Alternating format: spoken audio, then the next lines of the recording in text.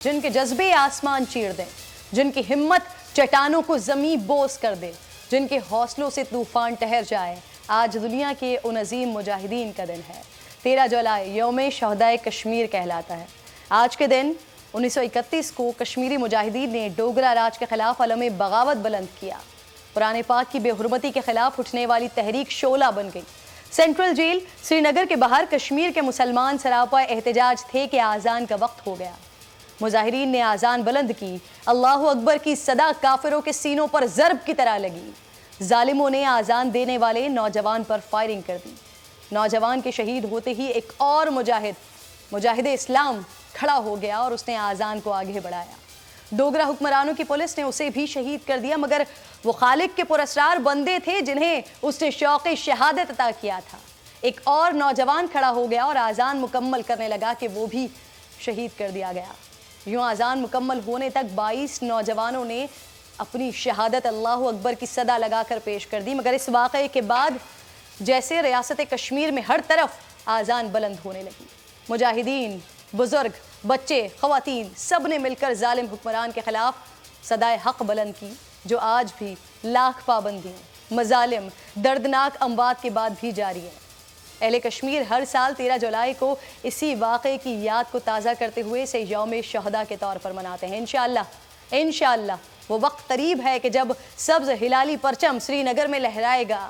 پاکستان اپنے بھائیوں کی حمایت اس وقت تک جاری رکھے گا کہ جب تک کشمیریوں کو اقوام متحدہ کی سلامتی کونسل کی قراردادوں کے مطابق حق خود ارادیت نہ دے دیا جائے۔ کشمیریوں کی آواز اور جدوجہد کو فوجی طاقت سے دبایا نہیں جا سکتا، نہیں ان کے انسانی حقوق کو پامال کرنے کی اجازت دی جا سکتی ہے۔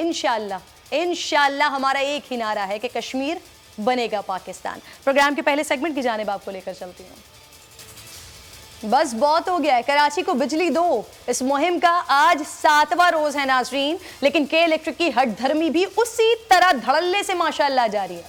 نہ غیر اعلانیہ لوڈ شیڈنگ کا خاتمہ ہوا ہے، نہ ہی لوڈ شیڈنگ سے مستثنی علاقوں میں لوڈ شیڈنگ بند کی گئی ہے۔ مگر صاحب یہ نہ سوچیں کہ ہم تھک جائیں گے، خاموش ہو جائیں گے۔ میرا نام کرن ناز ہے اور میں یہ مقدمہ اس وقت تک لڑوں گی جب تک آپ عوام کے ساتھ یہ ظلم بند نہیں کر دیتے۔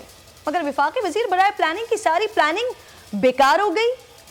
اتوار سے غیر اعلانیہ لوڈ شیڈنگ کے خاتمے کی بات ہوئی تھی نا، اور قبلہ درست نہ کرنے پر کہ الیکٹرک کو حکومتی تحویل میں لینے کا اشارہ دیا گیا تھا نا۔ اب دیکھتے ہیں کہ الیکٹرک حکومت کو خاموش کرواتی ہے یا پھر حکومت اپنی رٹ دکھاتی ہے۔ آج نیپرا کی 4 رکنی تحقیقاتی ٹیم کے الیکٹرک کے دفتر پہنچی۔ ذرائع ایسا بتا رہے ہیں کہ نیپرا کی ٹیم نے کے الیکٹرک حکام سے انکوائری شروع کی ہے۔ نیپرا ٹیم کراچی کے شہریوں سے بھی ملے گی اور لوڈ شیڈنگ کا ڈیٹا جمع کرے گی۔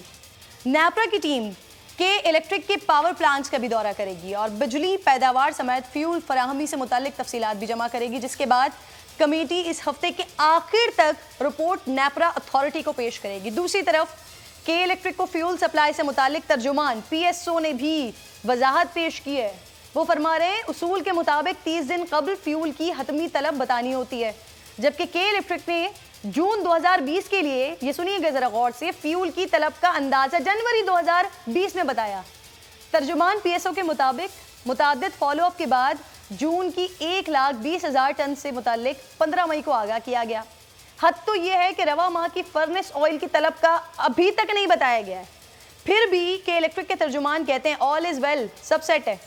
اب بات یہ ہے کہ کیا حکومت اتنی طاقت اور اتنا ارادہ رکھتی ہے کہ وہ کے الیکٹرک کو سرکاری تحویل میں لے لے، یا اب بھی یہ کمپنی پوری سرکار کو، سارے نظام کو، ساری سیاسی اور مذہبی جماعتوں کو سائیڈ لائن کر کے وہی کرے گی جو کرنا چاہتی ہے، یا وہی کرے گی جو کرتی آئی ہے؟ صداقت سبسکرائب کریں اور بیل دبائیں تاکہ کوئی خبر رہ نہ جائے۔